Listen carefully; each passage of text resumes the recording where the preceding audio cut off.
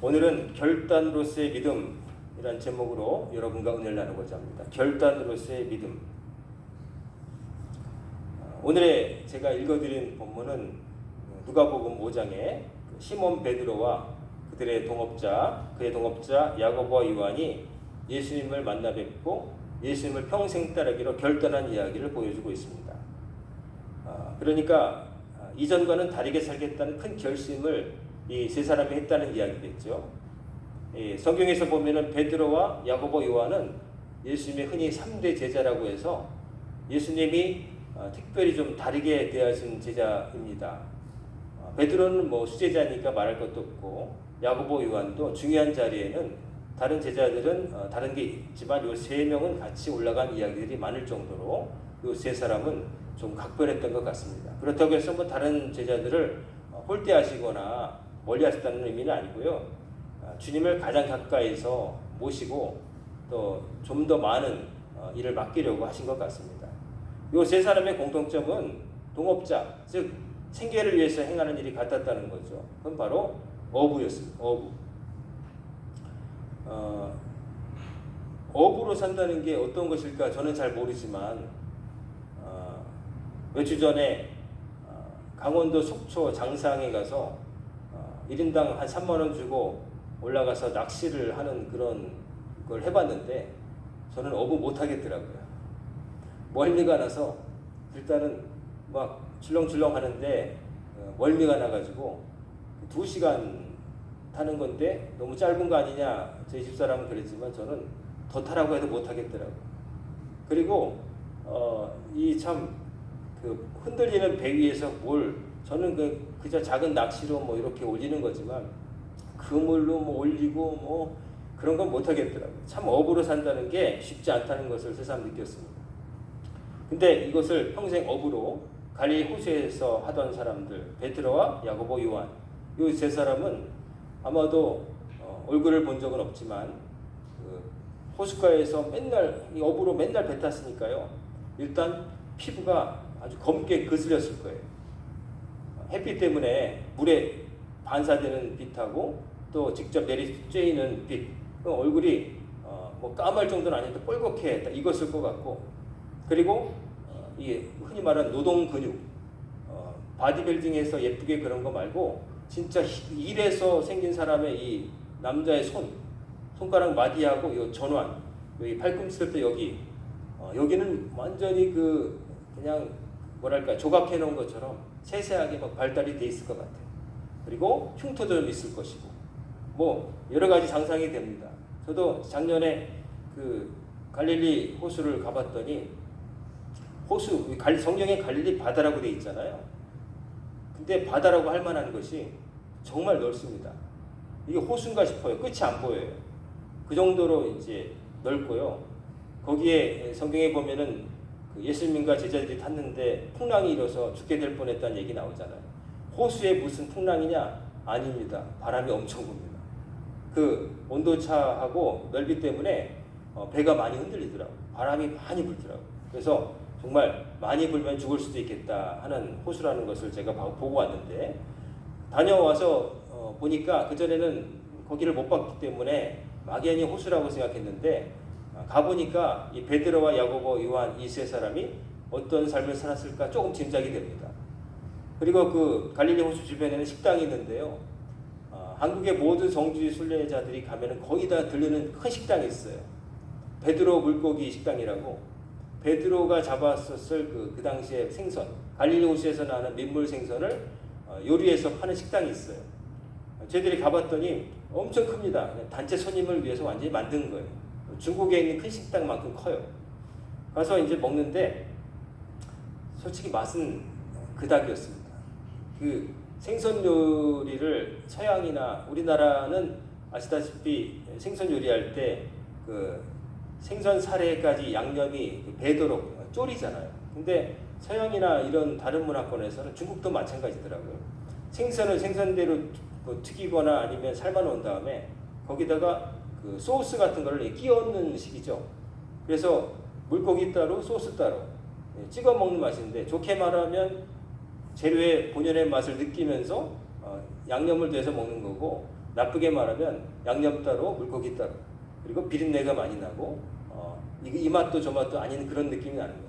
먹다가 좀 남겼습니다. 근데 그 당시에 잡혔을 베드로가 잡았을 물고기라고 해서 이제 유심히 보면서 뭐 약간 납작한 우럭같이 생겼는데 그냥 그렇습니다. 어쨌든 그런 물고기들이 많이 나서 그것을 잡아가지고 이제 팔아서 생계를 유지했겠죠.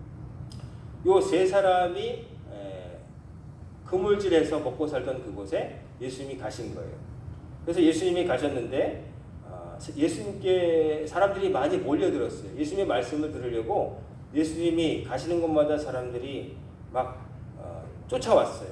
그리고 예수님이 그때 게네사렛 호숫가에 서서 호숫가 배 두 척에 있는 것을 보셨다 이렇게 돼 있어요. 게네사렛 호숫가, 지금 이 자리는 갈릴리 호수에서의 북서쪽이에요. 그쪽 편에 예수님이 오시니까 예수님의 말씀을 들으려고 이른바 팬덤층이 형성돼가지고 예수님 가시는 곳마다 막 쫓아다니는 거예요. 제자라고까지는 할 수 없어요. 왜 팬덤이라고 그러냐면은 제자는 진짜 스승과 동고동락하는 거고 팬덤은 바라보면서 좋아하는 거예요. 손은 들고. 그래서 몇 년 전에 기독교 서적 중에 유행이 잘 팔렸던 외국 책이 팬인가 제자인가 뭐 이런 제목도 있어요. 우리가 예수를 믿는데 팬으로서 믿냐 아니면 제자로서 믿느냐 그걸 이제 물어보는 그런 책이었거든요. 그러니까 이제 이 게네사렛 호숫가에 예수님 곁에 온 사람들은 제자라고까지는 할 수 없고 팬이에요. 예수님을 좋아하게 됐고 말씀을 듣고 싶어서 호기심에 따라온 거예요. 따라왔는데 예수님이 와보시니까 그 호숫가에 사람들이 잔뜩 모여들었어요. 말씀을 들으려고 얼굴에 조금 더 말씀해 주세요 하는 빛으로 사람들이 많이 온 거예요. 근데 보니까 배 두 척이 있는데 그 어부들이 나와가지고는 그물을 씻는 거예요. 그러니까 아마 이제 그물로 생선을 잡은 다음에 뒤처리를 하거나 이제 새로 잡으려고 그물을 손질하고 있었던 거죠. 예수님이 갑자기 그 중에 배 한 척에 그냥 오르시는 거예요. 근데 그 배는 유람선도 아니고 물고기 잡는 건데 어부들만 타는 건데 예수님이 슬그머니 한 배에 오르셨다는 거죠. 그리고 하필 그 배는 누구의 배예요? 시몬 베드로의 배였다. 예수님이 무작위로 고르셨을까요? 이것도 한번 생각해 봐요. 예수님이 한 배에 오르셨다. 근데 알고 보니 시몬의 배였다. 이렇게 돼 있잖아요. 그러니까 어떻게 하다 보니 된 것 같지만 사실은 예수님이 어떻게 하다 보니 시몬의 배를 타실 리는 없죠. 그렇게 믿기가 더 어렵죠. 시몬 베드로라고 하는 사람 일생의 수제자가 되어서 나중에 십자가에 꺾을려 달려 죽었다고 할 정도로 충성했던 그 제자를 고르실 때 우연으로 그 탄 배 하필이면 그 사람이 있었다라고 보기보다는 예수님은 아셨던 거죠. 베드로라는 사람이 그물질하면서 어부로 살지만 이 사람이 이렇게 사는 것으로 그냥 만족한 사람이 아니라는 거. 아마도 많은 고민을 하며 살았을 거라고 저는 생각을 해요. 내가 물고기 잡으며 살지만 그래도 한켠에는 항상 그래도 하나님을 경외하는 마음도 있었을 것이고 내가 이대로 그냥 살아도 괜찮을까 하는 생각이 있지 않았을까 싶어요. 그냥 거기에 너무 만족해가지고 나는 어부로 사는 게 너무 행복해. 물고기 잡아가지고 우리 식구들 건사하고 행복해. 너무 행복해. 그런 사람의 배에 타셨을까? 뭐 그럴 수도 있지만 저는 아닐 거라고 생각해요. 베드로라는 사람 마음속에 누구에게도 끊어내지 못한 어떤 그런 궁금증 이런 갈망이 있었기 때문에 예수님이 보시고 그 사람의 배에 타셨다고 저는 생각하고 싶어요. 그래서 타셨죠. 타셨는데 시몬의 배라. 그런 다음에 이제 탔는데 사실은 자기 배에 모르는 사람이 30대 청년이 예수님이 30대이셨을 거라고 생각되니까 타가지고는 탔을 때도 참 이상한 거죠. 왜 타는지. 새로 물고기 잡으려고 견습 사원으로 온 것도 아닌데 사원 모집한 것도 아닌데 쭉 타는 거예요. 그러더니 뭐라고 하냐면 육지에서 조금 떼기를 청하시고 앉으사. 베드로에게 그러시는 거예요. 뭐 어떻게 말했을지 모르겠지만 처음 봤으니까 선주 양반 이 배를 좀 이 호숫가에 띄워가지고 좀 호수 안쪽으로 좀 띄울 수 없을까요? 이렇게 얘기했더니 베드로가 그렇게 해주는 거예요. 베드로로서는 거절해도 돼요. 당신 뭔데 내 배에 마음대로 오르냐. 그리고 우리가 지금 그물 손질하고 이제 나중에 얘기 들어보자면 밤새 그물질하다 허탕하고 와가지고 기분도 별로 좋지 않은 턱에 근데 갑자기 자기 배에 딱 오르더니만 뭐 이리 가라 저리 가라 하니까 대다수의 보통 사람의 대꾸 같으면 기분도 잡쳤는데 지금 뭐 하는 거냐고 내리라고 막 그럴 것 같은데 아무 말도 못하고 그대로 하죠. 예수님에 의해서 뭔가 느꼈던 것 같아요. 그리고 예수님 주변에 사람들이 몰렸으니까 베드로도 그물질은 하고 있었겠지만, 그물 손질을 하고 있었겠지만 희미끔 보면서 유명한 분 오셨다는데 하면서 이게 한쪽 귀는 열고 있지 않았을까. 그러니까 아무 말도 안 하고 시킨 대로 하죠. 그래서 어떻게 했냐면은 배에서 무리를 가르치더니, 지금 어떤 상황이냐면은 여러분이 그 예수님 말씀을 들으려고 게네사렛 호수까지 쫓아온 뺑이라면은, 제가 만약 예수님이라면 여기가 출렁출렁거리는 호숫가고요. 여기에 있던 배 하나 타시더니 이렇게 끌고 와가지고 여기쯤 딱 찰랑찰랑하는데 예수님이 딱 서셔가지고 여기 이렇게 해변가에 있는 여러분, 호숫가에 있는 여러분을 보고 지금 말씀을 하시는 거예요. 그러니까 예수님이 그 사람들의 그 이목을 집중시키고 말씀을 전하시는데 이력이 나신 분인 것 같아요. 이 생각해 보세요. 머릿속에 생각해 보세요. 그 호수가 찰랑찰랑한데 그 해변가에 사람들이 쫙 이렇게 두런두런 앉아 있고, 배 하나의 작은 배에 예수님이 타고 계셔서 거기서 둥둥 떠 있는데 거기 말씀을 하신다. 그러면 이 배에 집중이 딱 되는 거죠. 그러면서 이제 말씀을 하시는 거죠. 그래서 하나님의 말씀을 막 전하셨죠. 전하셨을 때 말씀이 끝난 다음에 다시 시몬에게 말하되 깊은 데로 가서 그물을 내려 고기를 잡으라. 갑자기 또 이제 조업 지시를 내리시는 거예요. 사장도 아닌데, 선주도 아닌데, 선주 양반 깊은 곳에 가서 그물을 한번 던져 보시오라고 얘기하는 거예요. 자, 이 말도 이 상황에 맞지 않는 말이죠. 그때 시몬이 뭐라고 하냐면, 당연히 선생님, 우리들이 밤이 새도록 수고하였을 때 잡은 것이 없지만, 그러니까 밤새도록 그물질하고 나가서 그랬는데 뼈 빠지게 고생했는데 허탕 친 거예요. 그러니 몸도 마음도 피곤하고 뭐 정말 빨리 들어가서 쉬고 싶은 마음밖에 없었겠죠. 근데 갑자기 깊은 데 가서 좀 더 안쪽 들어가서 그물을 던지라는 거예요. 그것도 업으로 살지도 않았던 분이 평생 그 자리에서 맨날 그 호숫가를 놀이터 삼아 삶의 터전 삼아 살았을 베드로에게 저쪽 가서 깊은 데에 가서 그물 던져보라는 거예요. 이것도 따르기 참 쉽지 않은 말이죠.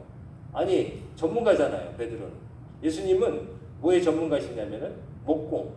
아버지 요셉이 목수이셨잖아요. 그래서 목공에는 어떤 일가견이 있으셨을지 모르지만 이 낚시나 어업에는 뭐 전혀 잘 모르실 거 아니겠어요. 근데 깊은 데 가서 그물을 던져라. 이 말을 듣고 베드로가 약간의 저항을 합니다. 사실 어젯밤 새벽까지 그물 다 해서 허탕 쳤습니다. 얘기 끝나면 그냥 베드로는 예수님의 제자가 못했을지도 모르는데, 그 다음 말이 베드로가 왜 베드로인지를 보여주죠. 뭐라고 하냐면은, 그렇지만은 말씀에 의지하여 내가 그물을 내리리이다. 제가 그물을 던져서 밤새 허탕 쳤지만은 선생님께서 말씀하시니 제가 순종하는 마음으로 가서 던져보겠습니다. 이렇게 말을 하는 거예요. 참 이게 쉽지 않은 결정입니다. 이게 자기의 경험과 노하우가 있잖아요. 자기가 모르는 분야에 대해서 말하는 게 아니라 자기가 너무나 잘 아는 분야에 대해서 누군가 얘기하는데, 오늘날에도 어느 분야의 전문가는 다른 사람이 문외한이 얘기하면 굉장히 기분 나빠해요. 의사들한테 진료받으러 갔을 때 환자가 의사를 화나게 하는 방법은 뭐냐면은, 자기가 유튜브에서 봤는데 이렇다는데 이렇게 얘기하면 의사가 그럼 유튜브나 보세요. 그런단 말이에요. 그 전문가도 아니고 책임지지도 못할 말을 하는 것은 거의 그것대로 하세요 그럼. 이런단 말이에요. 그러니까 자기가 본령이라고 느끼는 데에 대해서 누가 이렇게 말하는 거 감나라 대추나라 말하면 굉장히 기분이 상하는 거예요. 같은 전문가가 말해도 자존심이 있기 때문에 싫어하는데, 문외한이 얘기하면 굉장히 자존심 상하는 거죠. 그러니까 예수님께서 어부도 아닌데 그 동네 분도 아닌데 그렇게 하라고 했는데 베드로가 따른단 말이죠. 말씀에 의지해서 그물을 던지지입니다. 베드로가 이렇게 한 것은 이제 예수님 곁에 몰려든 군중들을 봤고 예수님께서 자기 배에 오르신 다음에 하신 말씀을 들었기 때문에 마음에 어느 정도 감화감동이 있었겠죠. 이 보통 분이 아니시구나. 보통 분이 아니시구나. 그럼에도 불구하고 사람이 자기의 경험, 자기의 어떤 노하우, 자기의 생각을 꺾고 이렇게 항복하고 따른다는 게 쉽지가 않은 거예요. 신앙생활을 하면서도 신앙생활이 왜 어렵냐?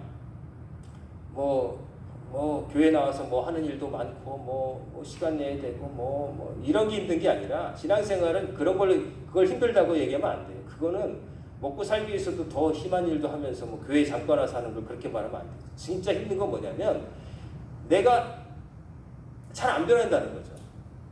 그렇게 말씀을 들어도 그 말씀 앞에 내가 완벽하게 수긍하고 변하지 않는다는 거죠. 군대 가보면은 고참들이 처음 온 신병 가지고 놀 때 뭐라고 하죠? 빠져가지고 사회물이 아직 덜 빠져가지고 막 이런 말 하죠. 밖에서 살던 민간인으로 살던 때 모습이 안 빠졌다고 그러는 거죠. 군대 이게 아직 이게 정신 못 차린다고 막 얘기를 하죠. 사람이 자기가 살던 대로 살려고 하는 게 있어요. 이게 물리세계의 관성처럼, 관성이라는 게 뭐예요? 움직이던 물체는 계속 움직이려고 하고 멈춰있던 물체는 계속 멈추려고 한다. 이 관성이거든요. 근데 사람의 마음도 그래서 계속 내가 이렇게 살다 보면은 계속 이렇게 살고 싶고 저렇게 하라고 하면 잘 안 돼요. 그래도 어떤 순간에 깨달음이 있어서 저렇게 가야 된다 하는 것을 깨달아도 이렇게 가다가도 어느 순간인가 정신줄 놓치면 다시 이렇게 가고 있는 자신을 발견하게 되는 거죠. 가만히 끔찍하게 있지 않을 때 움직이라고 할 때 잠깐은 움직이지만 눈치 살살 보다가 아무도 안 보는 것 같아요. 또 멈추는 거예요. 그러니까 사람이 자꾸 그렇기 때문에 신앙생활이 쉽지 않다는 거예요. 왜냐하면 세상물이 잘 안 빠진다는 거예요. 교회 안에 들어와 있어도 군대식으로 하면 세상물이 안 빠져가지고. 그래서 신앙생활을 하면서도 세상에서 살던 대로 비슷하게 약간만 바뀌어가지고 행동하는 거죠. 신앙생활을 해도 화 잘 내고, 신앙생활 잘해도 조급하고, 신앙생활 오래 해도 사람들과 관계를 잘 못 맺고, 신앙생활 오래 해도 게으르고, 신앙생활 오래 해도 별로 의롭지 않고, 옳고 그름에 따라 사는 게 아니라 이익만 밝히고, 이렇게 사니까 문제가 되는 거예요. 베드로가 말씀에 의지해서 내가 그물을 내리다. 말씀에 의지했다는 건 뭐냐면 자기의 경험을 의지하지 않았다는 거죠. 그 순간만큼. 내가 물고기를 더 잘 알아요. 내가 배를 잘 달아요. 이런 의지 않고 이 순간만큼 주님께 의지합니다 하면서 갔더니 어떻게 됐어요?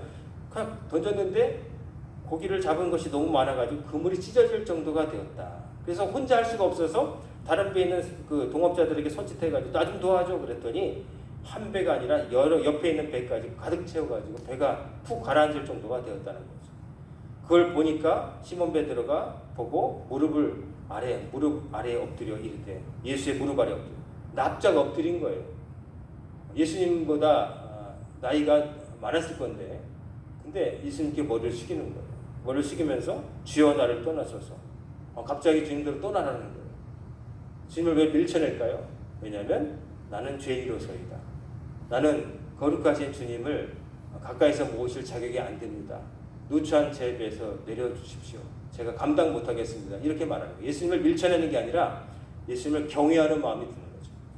깊은 데에 가서 물고기가 잡히는 걸 보니까 자기의 생각으로는 하긴 하지만 이게 될까? 그랬는데 되는 걸 보니까 이분은 그분이구나 하는 생각이 드니까 나는 죄인으로서입니다 하면서 움츠러들고 다른 사람들도 동업자들 야고보 요한도 놀랐다.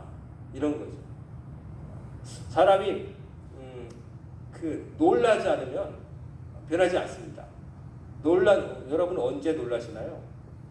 평소에 못 보던 걸 봤을 때, 내 예측과 다를 때 사람이 놀라죠. 뭐가 갑자기 튀어나온다든지 이런 게 있을 거라고 생각하지 않은 것이 앞에 나타난다든지 혹은 없어진다든지 이러면 놀라는 거죠. 놀라움은 뭐냐면은 이렇게 일정하게 가던 차를 궤도를 이탈하게 만드는 거예요. 깜짝 놀라게. 과속 방지턱처럼 턱 해가지고 깜짝 놀라게 만드는 거예요.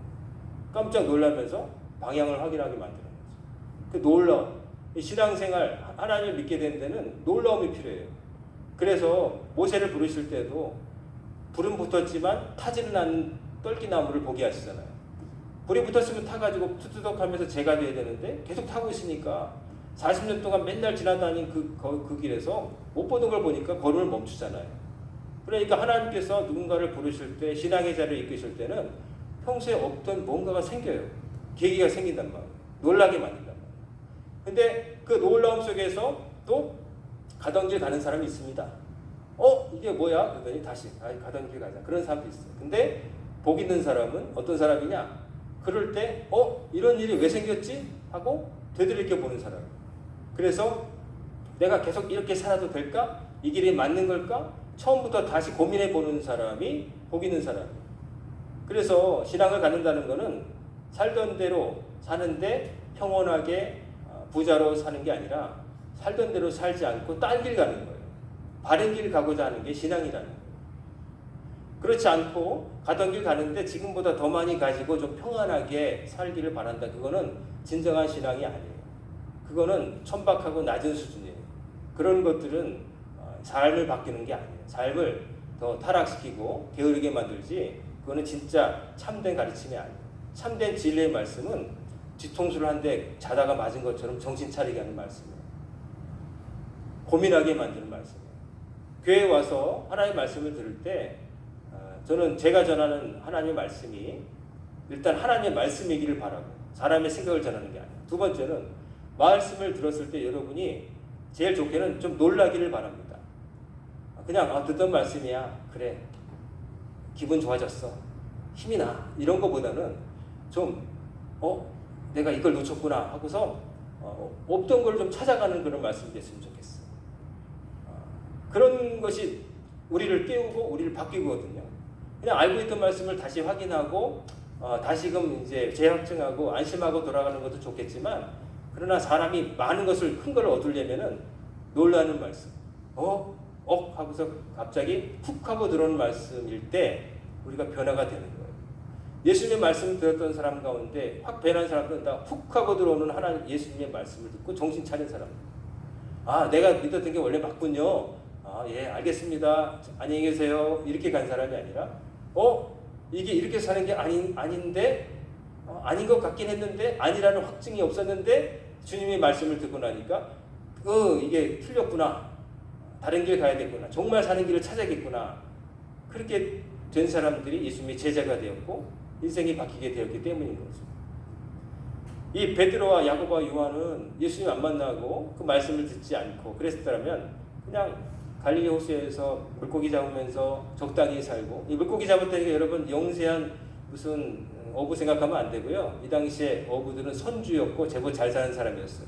그냥 두어도 먹고 살 걱정 없는 사람들이에요.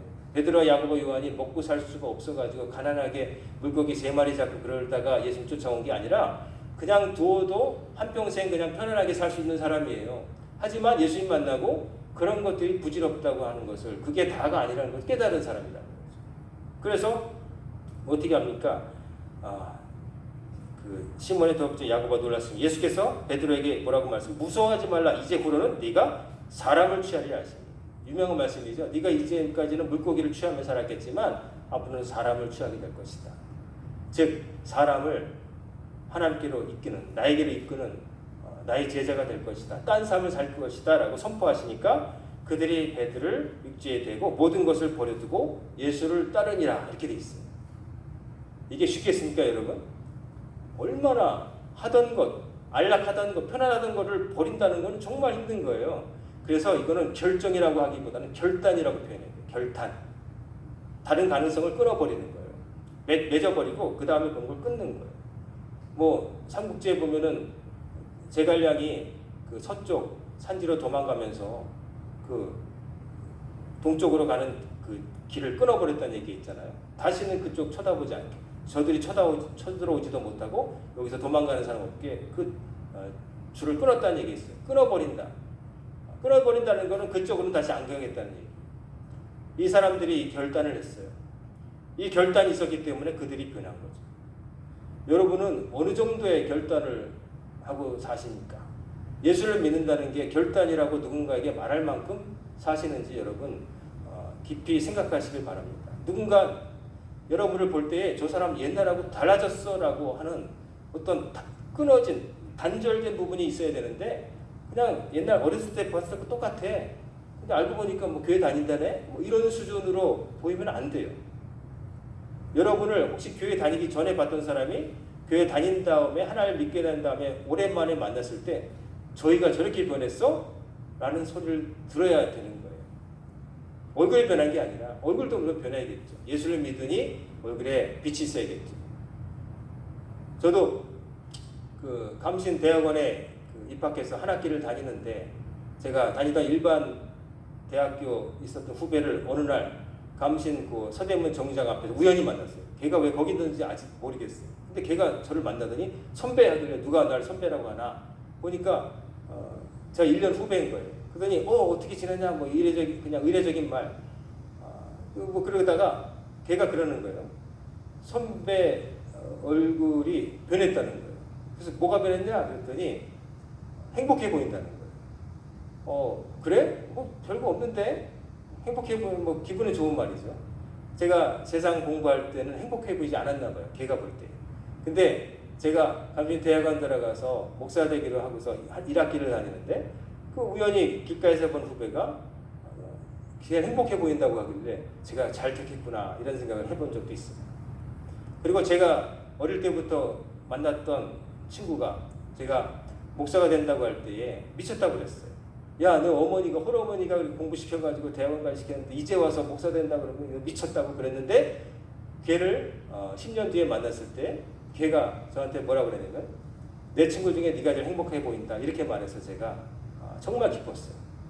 물론 그 친구들은 큰 좋은 회사도 다니고 뭐 금전적으로 여유가 있고 뭐 그렇지만 얼굴은 그닥 아니었나 봐요. 저를 보고 내 친구 가운데 내가 다 따져봐도 네가 제일 행복한 것 같아. 그래서 제가 그렇지 너도 교회 다녀 그렇게 말한 적이 있어요. 여러분을 오랜만에 만나는 사람들이 여러분에게 그런 말을 하기를 주의 이름으로 축원합니다. 결단해야 됩니다. 근데 결단에는 용기가 필요해요. 아는 것을 가지고 계산해가지고 답이 나와서 그건 결단이라고 하는 게 그냥 결정이죠. 그렇게 하기로 결정했어. 이렇게도 할 수 있고 저렇게도 할 수 있는 것 중에 그냥 이렇게 정한 거죠. 근데 결단이라고 하면 아까 말씀드렸듯이 뉘앙스가 좀 다르죠. 다른 곳으로 가는 가능성이 있지만 그걸 끊어버린다는 거예요. 다시는 안 돌아보겠다고 하는 거예요. 돌아가지 않으리. 그러면서 가는 거예요. 돌아가는 거예요. 언젠가 가수 신해철이가 저랑 동갑이거든요. 그 술을 받다가 안타깝게 죽었는데 그 사람이 언젠가 방송에서 한 인터뷰가 있어요. 방송에서 인터뷰하기를 대학가요제 때 우승을 했는데 그 전에 작은 가요제 나가니까 우승을 못하는데 오늘 보니까 이렇게 노래를 만들어야 상을 타겠다 싶어서 그렇게 계산하고 만든 게 이제 그 대학가요제 때 그 우승한 그 노래예요. 근데 나중에 그 사람이 계속 음악생활을 하면서 변화를 겪죠. 듣기 좋은 음악, 신나는 음악 하다가 어느 순간인가 시끄러운 음악, 괴상한 음악, 접근하기 힘든 음악을 했어요. 그럴 때 누군가 그랬다는 거죠. 동료들이. 야, 그럼 판도 안 팔리고 너 힘들어. 좀 너 잘 알잖아. 머리 좋잖아. 사람들이 좋아할 만한 음악을 만들어. 그랬더니 신해철이가 그렇게 대답했다는 거죠. 내가 어렸을 때는 그게 좋은 줄 알고 했지만은 그러나 더 음악의 세계를 깊이 공부하고 나온 지금은 결코 뒤로는 갈 수 없잖아. 그게 사람들이 좋아한다고 해서 내가 더 낙후된 걸로 고급지지 않은 것으로 내가 후퇴할 수는 없잖아. 이렇게 하면서 계속 어렵지만 소수 사람들만 인정하는 음악을 계속 했다는 거죠. 그게 쉽지 않거든요. 일단 돈을 버는 게 좋다고 생각하는 건데 인기인인데 대중 가수인데 그거보다는 음악을 더 파고 들어가지고 안 해본 걸 시도해보고 사람들이 처음 듣는 이게 뭐야? 이런 것들을 한 거죠. 그걸 알면서도 그러나 내가 어떻게 여기까지 와서 뒷걸음질 쳐서 옛날로 돌아가겠느냐 이런 말을 한 거 제가 그때 감동을 받았습니다. 옛날로 돌아가면 안 돼요. 옛날로 돌아가면 절대 안 됩니다. 결단하고 모든 것을 버려두고 떠난 이 세 사람처럼 여러분 신앙생활은 결단하는 겁니다. 결단할 용기가 없으면 그냥 하는 둥 마는 둥 그냥 교회 다니는 사람 정도밖에 안 되는 거예요. 그러면 그건 무슨 의미가 있을까요? 그냥 조금 주일날 딴 사람이 놀이공원 갈 때 예배당 나와 있는 거 그 수준이라면은 의미가 없죠. 내가 몸도 나와 있지만 마음도 여기 나와 있고 몸과 마음이 누구를 닮아가는 거예요? 하나님을 닮아가고 예수님의 가르침을 따르는 사람으로 변화되는 거예요. 그게 쉽지 않고 맨날 옛날 모습이 자꾸 툭툭 튀어나오기 때문에 평생을 조심하면서 그때마다 다듬고 누르면서 겸손한 마음으로 나는 죄인으로서이다 이런 마음을 가지고 하나님께 매달리면서 애를 쓰며 살아야 되는 게 신앙생활인 거죠. 그래서 결단으로서의 믿음입니다. 믿음 생활은 수많은 결단이 필요합니다. 딱 보면은 사람 눈에 뭐가 먼저 보이냐면 쉬운 길, 나에게 이득이 될 길. 음식으로 치면 혀에 단 거, 쓴 거보다는 단 거부터 땡기게 돼 있거든요. 근데 신앙은 뭐냐면은 달지만 내 몸에 나쁜 것을 뱉어버리고 쓰지만 몸에 좋은 것을 일부러 택하는 거와 비슷한 거예요. 그래서 세상 살아가다 보면 이렇게 사는 것이 편하고 이렇게 사는 것이 나에게 뭔가 가져다 주는 게 많고 그런 게 많이 보이겠지만 그게 보인단 말이에요. 안 보이면 좋겠는데. 근데 보일 때 안 보여서 안 택하는 것도 복된 거지만 안 보이니까 아예 안 보니까. 근데 대부분 보인단 말이에요. 보이는데 그것을 아니다라고 끊어낼 수 있어야 된다. 그리고 나는 예수 믿는 사람답게 이 길을 가련다 해야 된다는 거죠. 그래서 신앙생활은 쉬운 게 아니라 애쓰는 거고 힘을 다해야 되는 거고 그리고 우리 힘만으로 되는 게 아니라 그럴 때 하나님이 도와주신다는 거죠. 예수님이 아까 베드로의 배를 무작위로 랜덤으로 택하지는 않으셨을 것이다 제가 말씀드렸잖아요. 베드로에게 있는 뭔가를 보신 거예요. 베드로한 사람이 그 물고기만 잡으면서 사는 사람이 아니라 마음속에 그 물고기는 맨날 잡고 먹고 살만한 거 다 있고 장모님도 있고 아내도 있고 뭐 다 있지만 그러나 그럼에도 불구하고 충족되지 않는 그 부분이 있었는데 그 부분을 보시고 너다. 내가 그걸 채우게 해줄게 하고서 택하신 거예요. 그래서 그 배를 타신 거예요. 하나님은 절대로 주사위를 부리지 않으세요. 이유가 있기 때문에 택하시는 거예요. 여러분이 다른 곳에 가지 아니하고 오늘 교회 여기 오신 것도 여러분 어쩌다가 오신 게 아니라 다른 곳에 갈 수 있는 수많은 가능성들이 있었잖아요. 뭐 우리 교회 성도님들은 우리 교회 성도님이 오셨겠지만 또 아닌 분들도 화필요한 거예요, 이 교회. 그리고 우리 교회 성도님을 할지라도 뭐 맘만 먹으면 뭐 누구 만나러 간다, 다른 곳 간다, 뭐 이러고 빠질 수 있지만 이곳에 오셨잖아요. 그게 다 우연이 아니라는 것을 여러분 생각하시길 바랍니다. 오늘 이 말씀 함께 나누라고 여러분 부르신 거예요. 결단하라. 어중간하게 양다리 걸치고 있지 말아라. 예수님께서 사람은 두 주인을 섬길 수 없다고 말씀하셨어요. 두 주인을 못 섬긴다는 거예요. 두 개를 섬기게 되면 하나는 홀대하고 하나는 이제 마음이 간다는 거죠. 근데 하나님과 재물을 겸하여 섬기지 말아라. 그 말씀하셨어요. 그러니까 우리는 주인이 하나님만 되어야 되는 거예요. 딴 게 들어오면 안 되는 거예요. 오늘 딱 지나고 우리 교회를 나가시면서부터 또 여러분은 세상에 발을 들여놓으면서 사시게 될 거예요. 그 가운데 수많은 안 좋은 길들이 여러분 눈에 잘 보일 거예요. 또 어떤 사람들 찾아와서 그 길을 보여주면서 같이 가자고 팔을 땡길 거예요. 근데 여러분 그때 no 아니라고 분명하게 말하고 주님 말씀대로 사시는 용기를 발휘하시길 주의 이름으로 축원합니다. 그리고 여러분의 그 믿음을 여러분 증명하며 사시기 바랍니다. 증명, 입증. 그냥 있다고만 말하지 말고 여러분 아는 사람들이 저 사람한테는 그렇게 말하면 안 돼. 이런 거 얘기하면 욕만 먹어. 라는 사람으로 여러분 정평이 나야 돼요. 저 사람은 교회 다니는 사람이야. 이런 거 하자고 하면 안 돼. 이렇게 피하는 사람이 돼야 되지. 저 사람은 뭐 똑같아. 아무 교회 누구하고 그 사람도 교회 다니는데 이거 하자니까 하더만. 이렇게 되면 안 되는 거예요. 그거는 그렇게 한 사람, 그런 평이 들은 사람은 정말 다른 크리스찬에게도 누가 되는 삶을 산 거예요. 자기가 그렇게 살았으니까 다른 사람도 그렇게 살 거라고 만만하게 보고 나한테 접근하는 거 아니겠어요? 그러니까 내가 그렇지 않으면 한번 뒤면은 그런 사람들 딴 사람한테 함부로 못 간단 말이에요. 내가 나를 잘 지키면 나만 지키는 게 아니라 딴 사람도 지켜주는 효과가 있다는 거예요. 결단하시는 마음, 용기 있는 믿음, 모든 것을 버려두고 예수님을 따랐던 그 제자들의 그 믿음의 결단, 그런 믿음의 결단이 오늘 이 자리에 오신 모든 분들에게 평생토록 함께 하시기를 주님의 이름으로 축원합니다. 아멘. 기도하겠습니다. 사랑과 은혜가 충만하신 아버지 하나님, 오늘도 저희들의 발걸음을 아버지의 말씀을 듣는 자리에 모이게 하시고 믿음으로써 결단으로서의 믿음에 대해서 말씀을 전하고 듣게 하심을 감사드립니다. 저희들이 결단할 수 있는 용기를 주시고 강하고 담대하게 하시고 믿는다고 말하는 말에 걸맞는 행동으로 실천으로 저희들의 믿음을 입증하며 살아가도록 도와주옵소서. 오늘부터 시작된 한 주간도 많은 유혹과 어려움이 있겠으나 하나님 그것을 이겨낼 수 있도록 도와주시고 승리하는 성도님들 다 되게 하여 주옵소서.